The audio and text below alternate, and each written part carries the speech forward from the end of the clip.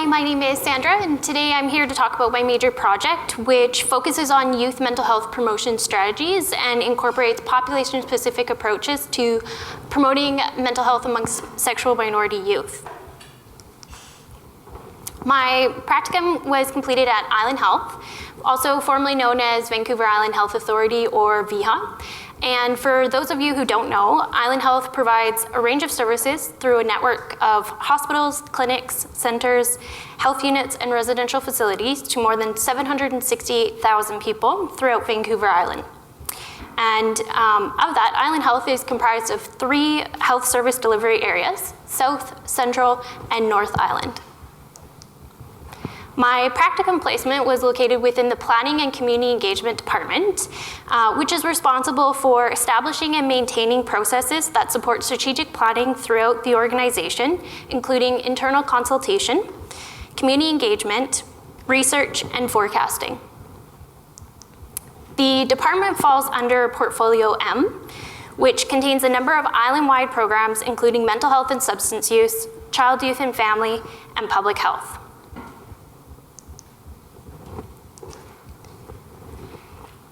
The purpose of my project was to provide an update to better practice approaches to school-based mental health promotion and focuses on building upon previous work done by the Joint Consortium of School Health. Aligning with the department's organizational goals, the overarching goal of my project was to provide a reference document to support program planners in their understanding of potential service need, as well as increase professional understanding of key mental health concepts.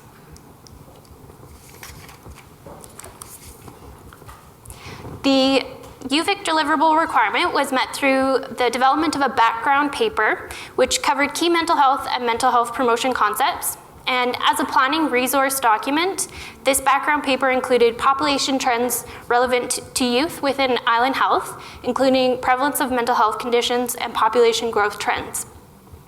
The population data presented within the document was at the BC as well as the HSDA level when possible.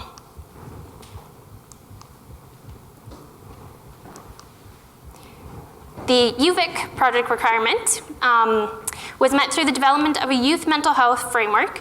The framework follows the comprehensive school framework outline and utilizes the following intersecting pillars.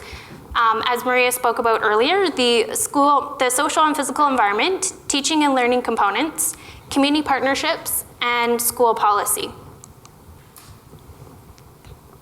The UVic project and the practicum project complement each other and together provide a comprehensive document intended to support planners in incorporating better practice approaches to youth mental health promotion and program planning.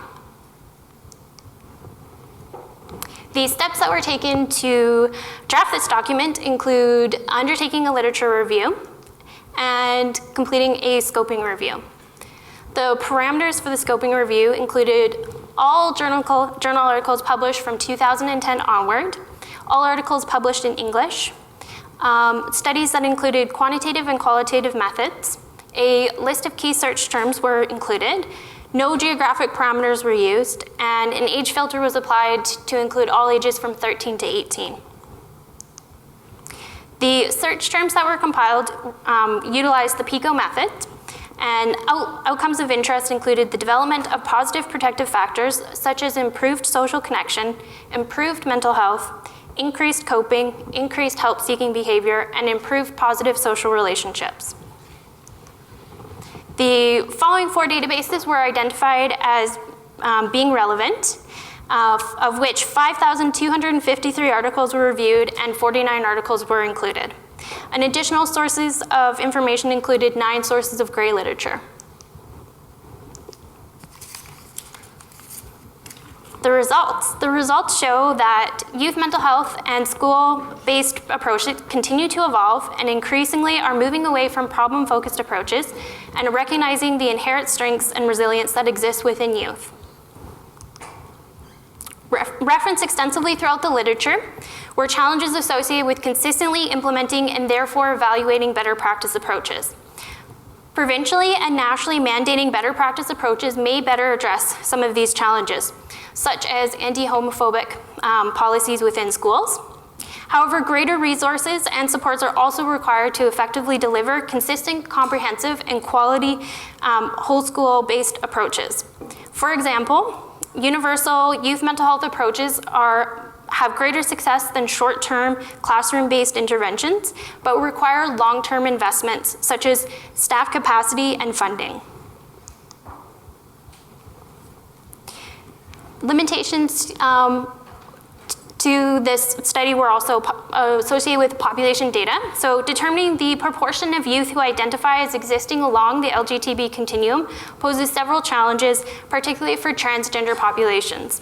According to the Canadian National School Climate Survey, the proportion of youth who identify as LGBTQ is approximately 1 in 7 or 14%. However, these estimates are likely to be conservative. While population estimates are useful for determining service need, exact estimates for service planning are not always necessary and sometimes can be harmful. Gaps in literature were determined and posed several challenges to completing the scoping review. Mental illness is a concept that continues to be clinically driven and creates inconsistencies between public health's understanding of mental health, mental illness, and prevention. So mental illness is often referred to as a diagnosable mental health disorder and is defined as a biological condition of the brain that causes alterations in thinking, mood, or behavior, and is associated with significant distress and impairment. Clinical focuses often include treatment and intervention.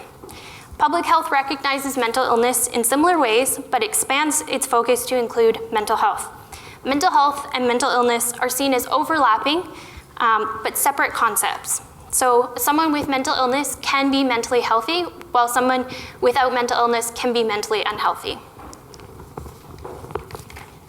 The findings from the literature supported the drafting and development process to both the background paper and the Youth Mental Health Promotion Framework. However, due to time limitations, I will not be going through the Youth Mental Health Promotion Framework.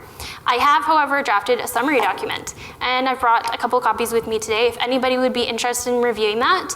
I only have 3 copies, so if there's interest outside of that, I'd be more than happy to email them to people.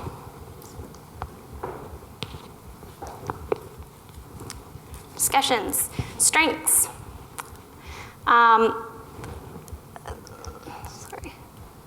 The strengths of this project include the utilization of proportionate universalism approaches. So what that means is, I've recognized the strengths and challenges to both population-specific and universal approaches, and I've integrated proportionate universalist approaches by defining goals for the youth population as a whole, while identifying the obstacles faced by sexual minority groups, and incorporated tailored strategies. So proportionate universalism is an important public health strategy that seeks to reduce health gaps between groups while leveling the health gradient. An additional strength to this project is the broad nature of the scoping review in itself, and that it creates greater relevancy to multiple stakeholders. Limitations and challenges. A challenge to this project was the amount of time that it took to complete a comprehensive review of the literature. It meant that I did not have sufficient time to rigorously assess the study quality. As I mentioned before, the literature review was more time-consuming than I anticipated. That was associated with the key terms and different understandings of mental health and mental illness, as well as prevention and intervention. It meant that I had to review more articles than I initially anticipated to ensure that the concepts were being properly applied as public health understands them. As well, I wish that there was more available data to support the planning process of this document. And there's an evolution of terms for LGBTQ concepts, such as GLTBQ, LGBTQI, LGBTQ2S. And the conclusions for this is public health plays a significant role in promoting the mental health and well-being of all populations. This includes providing best evidence for practice, population health data, and promoting health equity through the development of healthy public policy. The components of my document include providing population health data as a requirement to identifying promotion, prevention, and early intervention approaches. It follows better practice guidelines set out by the Joint Consortium of School Health, which is nationally recognized. And it is with hope that the findings are transferable to school settings, providing a broad overview to better practice approaches. I'd like to give acknowledgements to the planning team where I was housed for my practicum, to Melanie Rush, my practicum supervisor, the faculty and staff at the University of Victoria, as well as personal acknowledgements to my parents, family, and friends.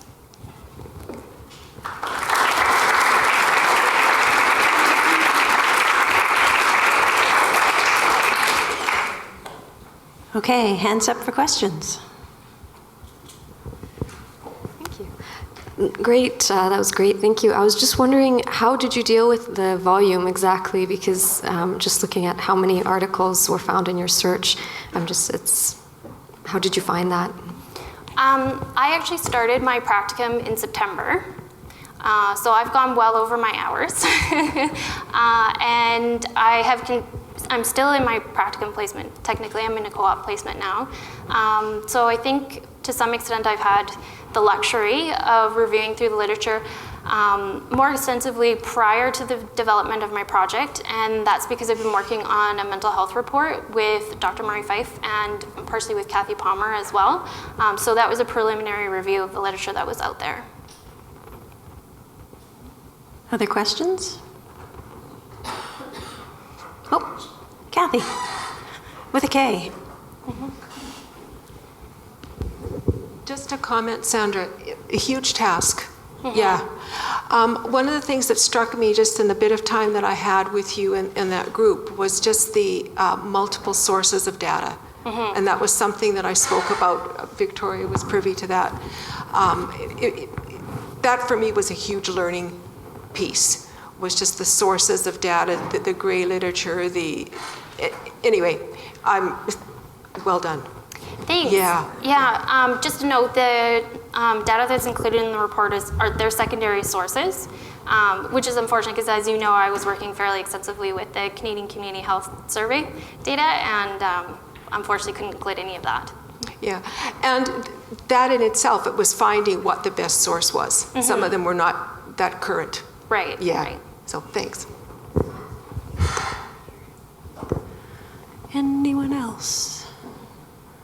Oh.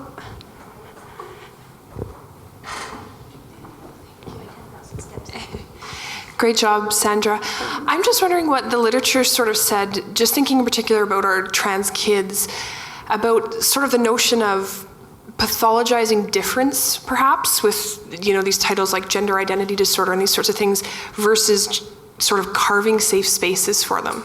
And if you can comment on that at all.